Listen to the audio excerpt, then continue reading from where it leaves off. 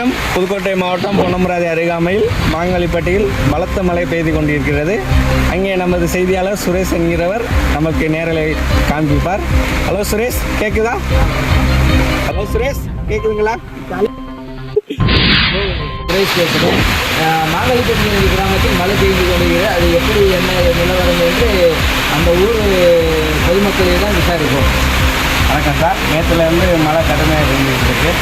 நேற்று நாடகம் எப்படியோ நடத்திட்டோம். இன்றைக்கி நாட்டுப்புற நிகழ்ச்சி வச்சுருந்தோம். அது மழை காரணமாக ரத்து செய்யப்பட்டுள்ளது. இன்னைக்கு கச்சேரி ஒன்றா இல்லைங்களா? என்ன முடிவு எடுத்துக்காங்க?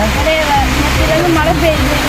இன்னைக்கு கச்சேரி வைக்கல, அந்த மழை ரொம்ப கடுமையாக பெய்யுது.